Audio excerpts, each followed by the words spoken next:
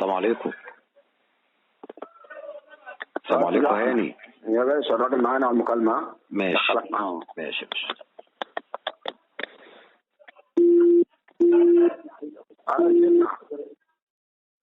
الو.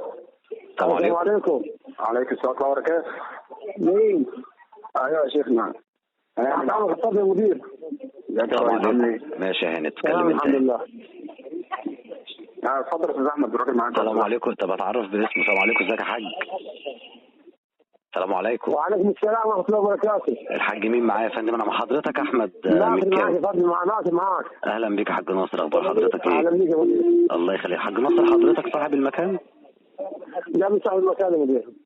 حضرتك وسيط مباشر؟ حضرتك مين يعني؟ وسيط مباشر.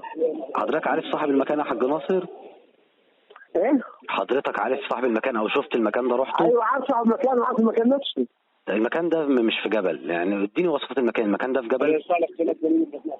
المكان ده في جبل مع الباقي. المكان ده في حته اسمها عرب المدابر تبع اسيوط. تمام، يعني مش في جبل، بيت. هو بيت في الجبل، يعني هو في الجبل.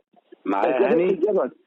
ثواني يا استاذ احمد. يا حاج ناصر، الشغل في قلب البيت ولا بره البيت؟ لا في قلب البيت. البيت قلب فين؟ البيت يا استاذ احمد. البيت في حته اسمها ده في منطقه اسمها عرب المدابر، دي تبع عرب المدابر تبع اسيوط. ثواني يا حاج ناصر. المنطقة يا استاذ احمد، هاني. اسمها عرب المدابر في قلب اسيوط، والبيت في نفس المنطقه دي. سيبني بس دقيقة مع الحاج، زي ما انت ماشي. عم ناصر. عم تمام ناصر، اتفضل. البيت زي ما حضرتك بتقول في منطقة عرب المدابغ دي. البيت بقى في جبل جنبيه بيوت ولا مفيش جنبوش حاجة؟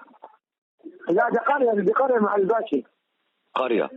حلو. قرية يعني بس في الجبل، قرية في الجبل فوق. القرية كلها في الجبل، يعني هو مش محوط حتة في الجبل وعاملها زي بيت ليه، لا ده جنبيها بيوت. يعني دي قرية كبيرة وحواليها مدافن، برضه في مدافن حواليها. فيها مدافن وفي بيوت جنبيه. ايوه في بيوت حواليها. بس هي دي المعلومة. سؤال يا حاج ناصر، سؤال. اتفضل. معاه أي حاجة إثبات للبيت ده؟ عقد مثلا ايوه وصل؟ معاه ورق ومعاه كل حاجته. وفي عداد كهرباء باسمه ولا حاجة؟ في عدد كهرباء وعدد ميه وعدد غاز. غاز؟ غاز. والغاز داخل في الجبل؟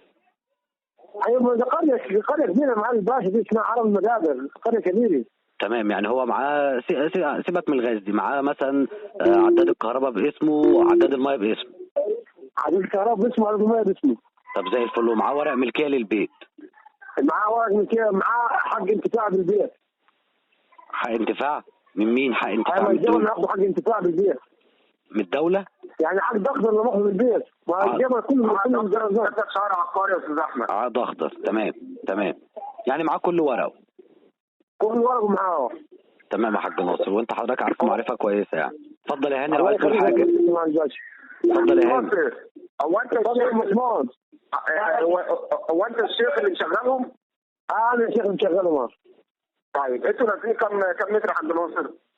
نازلين 6 متر؟ 6 دي ثلاثة الفقرين ما فيهمش حاجة، يعني البنات معانا من أول 4 متر نازلة تحت. تمام. طب المساحة تحت قد إيه؟ احنا ما كانتش كده، احنا كنا كشفية تحت يعني حوالي يمكن 180 سم أو 90. تمام. طب في حاجة تانية قابلتكم دلائل تانية غير الرسومات؟ دلائل؟ لا مفيش حاجة، مفيش دلائل تاني تحت. مفيش تاني غير الرسومات اللي أنت بعتها لي بس؟ بس في عفونة جامدة في المكان تحت. ماشي، مش مشكلة. في عفونة، ريحة عفونة جامدة يا حاج ناصر؟ عفونة جامدة تقشف في المكان تحت. تمام. طب يا حاج ناصر احنا كده هنحتاج صاحب البيت. طب صاحب البيت حاليا في القاهرة، هيجي يوم الثلاث، لو عاوزين تحتاجوا تجيبوه. بص يا حاج ناصر، الاستاذ احمد معاك، الاستاذ احمد المسؤول عن التنفيذ.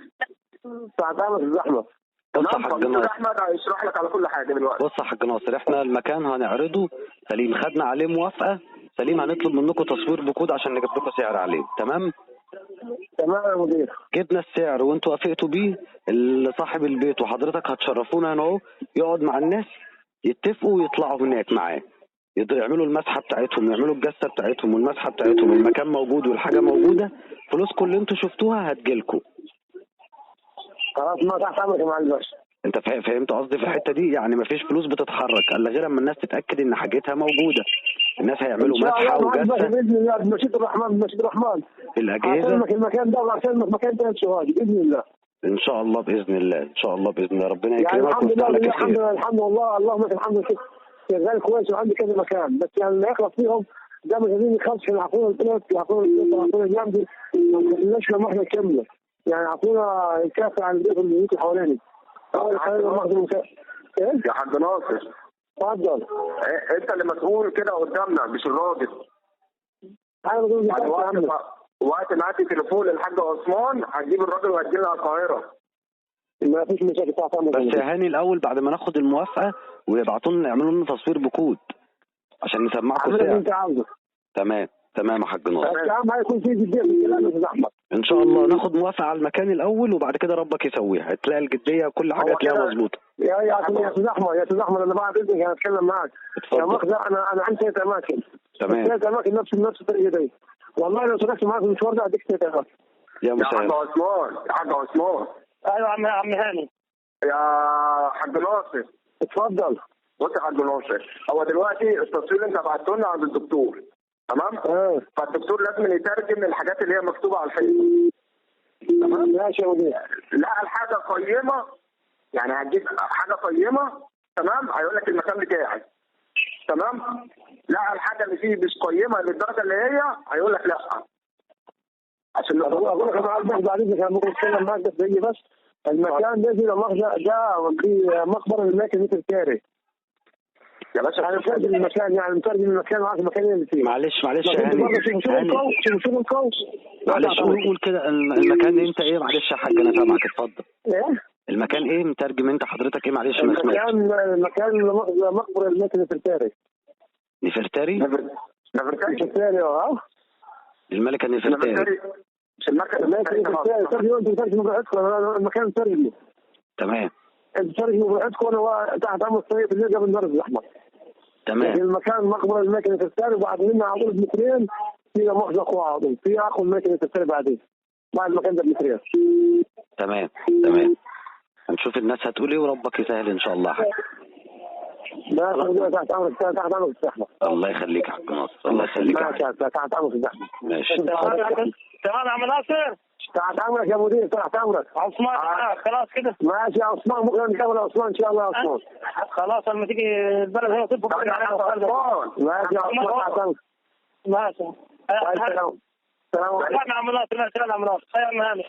يا باشا الحته الثانيه فين؟ ايه؟